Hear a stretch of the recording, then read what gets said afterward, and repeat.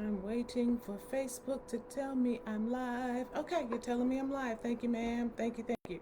Hey, guys, I am going live. Here we go. Beautiful. Wanted to pop in today. I know I usually go live on Thursdays. Today is Friday. I'm, as they say, a day late and a dollar short. But wanted to make sure that I got it done because I had some interesting insights that came to mind yesterday. I'm dropping stuff. And so I wanted to talk about it and talk about just some of the things that I'm seeing. I'm just checking to make sure that Facebook is doing what it says it's doing. Okay, beautiful. Um, and so I wanted to talk about it because it actually ended up being a conversation that I was having with some friends in the media yesterday. So I'm going to be talking about really how you can develop an effective PR campaign in a very simple way, right? It doesn't have to be this long, drawn out, complicated process, but you can actually start from where you are today.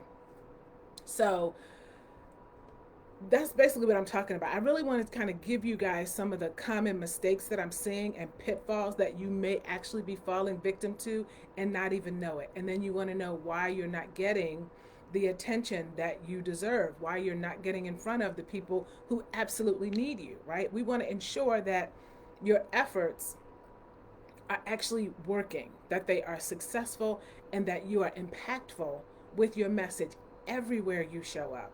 Whether, even if it's not in the media, everywhere you show up, your message is impactful. So I actually have I made a list of 7 things. I have some notes so I can stay on track because I actually have another call after this, but I didn't want to put this off because it just resonated with me so much when we were having this conversation. I was with a client and we got a call. We were going to the TV station. If you follow me, you know I was kind of like hustling yesterday for a last minute appearance that I got for a client. And while we were there, we're sitting in the green room, and there were like 4 of us. It was me, my client. We had another friend, another member of our team, one of the hosts of a different show who's at the same station, and another lady who's a regular guest on that show. And we all came together and we were having like, this really impactful conversation. And I thought, I really want to share this with my audience because a lot of times people are making these mistakes and they don't even realize it. And that's the thing that's shooting you in the foot. So what we wanted to, one of the things that I really think the main thing that came to mind when we were having our conversation is that many people don't have a clear message. That is the first thing that you have to have. That is the foundation of your PR. That's the foundation of all of your exposure and your attention. You have to have one clear message. And I meet a lot of people who say, oh, well, I'm multi hyphenate. I'm an author and I'm a coach and I'm a this and I'm a that. And all that is wonderful. We're all multidimensional. We all do many different things. But when you are considering and you want to attract media for your message, you've got to get clear on that one message. And then you can talk about the other stuff. But you got to be clear on that one message. When we went to the studio yesterday with my client, we've developed so much clarity around this message. Every outlet we go to, it's the same message. It's not, let me develop a message for this outlet. Oh, and when we go to this station, we're going to talk about that. And when we do this radio interview, we'll talk about that. And on this podcast, we'll talk about this. No, there is one message. And so you have to have one defined, clear, consistent message. Because when you give out too many messages, that creates mixed signals and confusion. And when you think about what your ultimate goal is, you've got to put people on one path to get to that goal. Without that, there is confusion, and a confused mind does nothing. They're just sitting there trying to figure, okay, what do I do now? So you have to have some clarity so that you're not diluting your message, diluting your brand, and making it difficult for the media to actually do what you want it to do. And this is why you get missed opportunities, because when people are looking for someone to talk on a particular subject, they can't find you because you're everywhere. You're all over the place. So particularly if you are an expert, you've got to stay in your lane. It is that simple. Develop a strong, clear, concise message so that you can clearly communicate your unique value, your mission, your unique selling proposition, what sets you apart from your competition, and what are you trying to do for people? What is your solution? You've got to be clear on that. And if you're not clear on that, then the rest of this isn't going to make any, it's not going to help you. You've got to do that first. Okay? All right. Second thing that I want to talk about is how important timing is. People, you really got to understand when it comes to media, timing is right up there with having the right message, right? Targeting the right outlets. But the timing is so important. Like the client who got booked yesterday, that actually came from a relationship that I had built. I'm going to talk about that a little bit in a few minutes. But timing was also important because the same client who I wanted to get some media for, she wanted to get booked in Chicago. And we thought, okay, yeah, Chicago's a great market. Let's target Chicago. Well, if you are not living under a rock, then you probably know that the DNC was in Chicago last week. So all last week, I couldn't pitch her because I knew from my 35 years as a TV producer, I knew what those newsrooms were like in the weeks leading up to that. It's like, it's DNC 24/7. That's what they're focusing on. So I had other clients that I could pitch, who were related to that. But for this particular client, it was not political. There was no tie-in. I wasn't going to try and force, a story angle related to that. So we were like, I just got to hold off until after the DNC. And that's exactly what I did. And then after the DNC, I did my outreach and ended up getting 2 appearances, for this week because the timing was crucial. So you can't think, oh, well, I gotta go now because I got this thing coming up, or my book is coming out, or I've got this event that's launching. It doesn't matter. They don't care. They don't care. And so you have to take those things into consideration, that timing, because if you pitch too early or you pitch too late, that is going to dilute the relevance of your message, but it's also going to dilute the impact.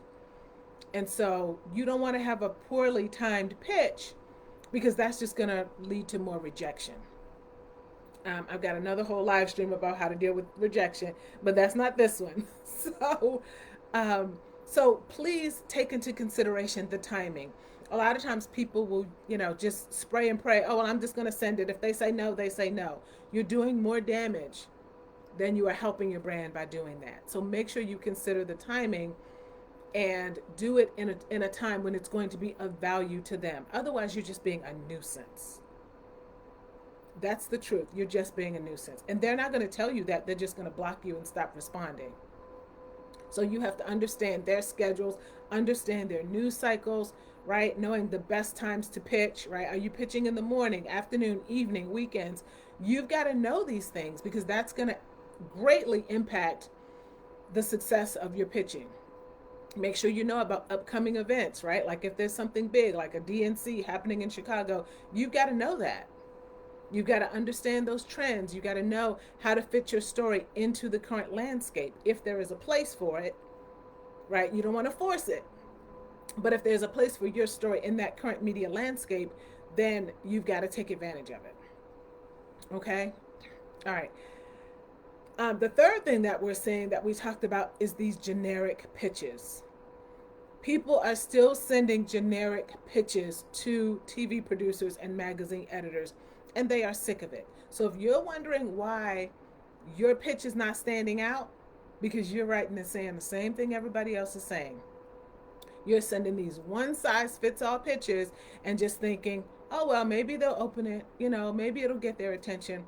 It's not working. And now you get discouraged. And now you're like, oh, well, I pitched, but it didn't work. This is why. And when I'm talking about sending generic pitches, I'm not just talking about taking a bland, boring, one-size-fits-all pitch and just putting their name in it. You got to show in that pitch that you have some interest in what they do, that you have done some research and you know that this outlet is a good fit for you. Without that, they don't care. So you have to do that. That means you got to take the time on the front end to do the research. You got to do the personalization. You've got to find out what makes them tick, not only as a journalist, but as a person. Because sometimes we forget that journalists are people. They're people first, right? They have likes, they have interests, they have dislikes, they have concerns. You have to treat them like a person. And then you make sure that that is included in your pitch. So you want to make sure you customize every pitch for each journalist. Is that time consuming? Yes, ma'am. Yes, sir. It is. It is time consuming, but it's going to save you such time and effort on the back end. So make sure that you research some of the previous work that they've done and you tailor your pitch to align with their interests and the interests of their audience. That is number one. That is their one job, to provide valuable content for their audience. If you're not doing that and you are just pitching them because you want to talk about your stuff, your thing, your book, you might as well shut it down right now because they're not interested. Okay? All right. Next mistake that you are doing is, this is where I was saying I wanted to talk about relationships a little bit. You're overlooking the power of relationships. Number one, you probably have relationships that you are not leveraging. And when you think about business, even some of the top, business owners in the world will tell you that they had to build relationships to get there. And you've heard the saying, it's not about what you know, it's who you know. And in the media, the same concept applies, right? So without those strong relationships, then your pitches are going to be overlooked, they're going to be discarded, and you might even be blocked. So that means there are valuable media opportunities that are right in front of you that you will not get. You won't get them because you're overlooking the power of those relationships. So what does that look like? Relationships is about, first of all, taking the focus off of you and being focused on someone else. When I am pitching journalists, now even though I've had a 35-year career in media and built many of my relationships because I was working alongside these people, right? Either at the same station or different stations. I worked alongside them. We go way back, as they say. But still, at the same time, you can start developing those relationships right now. And that means that when you're going to networking events and you're seeing them, take the time to engage in a conversation. Find out about them. What kinds of stories are they covering? What are they looking for? What are, what really makes their audiences tick? Because believe me, that's what they want. They want that content, but they want it from people who understand them and understand their audience. So take the time to really invest in building and nurturing those relationships. Nobody likes the person who's only reaching out when they want something, right? You want to be reaching out consistently and doing that in a very genuine and authentic way. So that means, utilize the tools that you have. Number one is social media. Use that, right? When you're seeing every journalist in the country is on social media somewhere. They may be on Facebook, they may be on LinkedIn, Instagram, they're there. And we were talking about this in the green room yesterday, right? It's like, even if they are not necessarily big fans of social media, they are there because they recognize the power of social media. And so it's a free tool that you have. Make sure that you are accessing it and leveraging it. The other thing is attending industry events. Not to harp on Chicago, but we had the National Association of Black Journalists in Chicago a couple of weeks ago. There were thousands, I want to say the number was like 4,000 journalists from around the country at that event. Everybody at that event wasn't a journalist. There were also PR people, there were regular people, there were people, community stakeholders in the room. You have the opportunity to attend those events. And you got to remember that a lot of those journalist organizations, they allow outsiders to come in, outside experts, people who have something of value. Take advantage of those. And sometimes it's free and sometimes there is a small cost. I mean, I know some groups like National Association of Black Journalists, I want to say that the membership fee is like $100 a year. Is that not worth it for you to be in the room? You don't have to be a journalist to be in the room. So be willing to, make that small investment if necessary, because the return is going to be huge. And, and you're building those relationships there as well. Have a genuine interest in what they do. take the focus off of you and always keep their audience in the forefront. Okay. All right. Next is focusing only on big media outlets. The big guys are great. We love the big guys. That's awesome, right? Because, especially those top 10, top 15 markets. But if you are in a smaller market, do not overlook the value of those smaller markets. So many businesses only look at those national magazines, right? They're looking at those national outlets and they neglect those smaller niche publications. If you are an expert and you are clear on your message, like we talked about, those niche publications are looking for you. So, again, if you are a leader in mental health, relationships, fitness, whatever your topic is, there is a niche publication. There's a whole list of them because there's thousands of them out there. Find the one that fits your message and target those. You don't have to come out of the gate blazing guns at the big guys, because truth of the matter is you may not be ready for that. You don't want to get an opportunity at a big outlet and then blow it, right? You can actually go to the smaller ones and they understand if you make mistakes or if you might stumble or if you might say something you didn't mean to say or forget to say something that you didn't say. They get it, right? And they can help you to really perfect your message. So you don't only have to focus on the big media outlets. You want to diversify your media strategy to include some big outlets and some smaller ones.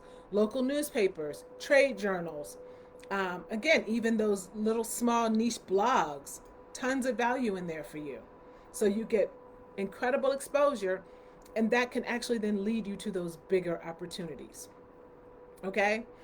And then the last one I'm going to give you is, a lot of people forget the follow-up, right? You meet people at these events, you start a conversation, and that is where it ends. Or you send a pitch. You may, get up the courage to actually send a pitch. You don't hear anything back, and you think, oh, well, they're not interested. That is not necessarily the case. You don't know what else they're doing. They've got a lot going on, trust me. And so you failing to follow up is going to result in a lost opportunity. So your pitch might have been, it might have gone to spam, or it might have just gotten lost in the shuffle.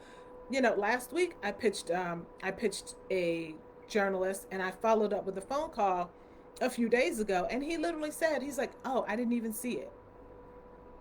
I didn't even see it. And literally, we went back while he was on the phone with me. We found the pitch. He read it, and he's like, oh my God, this is great. Can you come in next Tuesday? So that would have been a failed, missed opportunity had I not actually done a successful follow-up. So you always want to follow up a few days after your initial pitch. And notice I said a few days. Don't send the pitch and then 15 minutes later call and say, hey, did you get my pitch? Give them some time because, again, they're busy. They're not just sitting there looking at their email, waiting for you to send a pitch. They usually have designated times in their day, in their week, when they are actively going through their pitches. So you have to be mindful of that. So keep it polite, keep it concise. When you're on the phone following up, you don't need to go into how's the weather, what you got planned for your summer vacation. None of that. Keep it concise. Offer them, tell them about the angle. And if there's any additional information that you may want to offer that can help get that pitch across the finish line, then you can do that. So again, these are just some of the mistakes that I'm seeing, and it's happening a lot. I'm talking to producers all the time. The reason I can get my clients showing up in the media consistently is because we have built a strategy. It's not a random thing. It is strategic in every single thing that we do. And so I want to encourage you, if you need some help in this area, if you are looking for somebody to hold your hand as you work through this process, because it's a lot. Sometimes it seems like it can be overwhelming, but what I can do is I can help you to really narrow it down, develop a step-by-step strategy that is easy to digest and implement, because implementation is the key, right? If you're not implementing, you can have the best pitch in the world, but if you don't send it, what are you doing? So I just want to encourage you, if any of this really resonates with you and you're looking for someone to kind of help you on your media journey, then reach out to me. Just comment at the bottom here. Just comment media, and we will help develop a media strategy for you.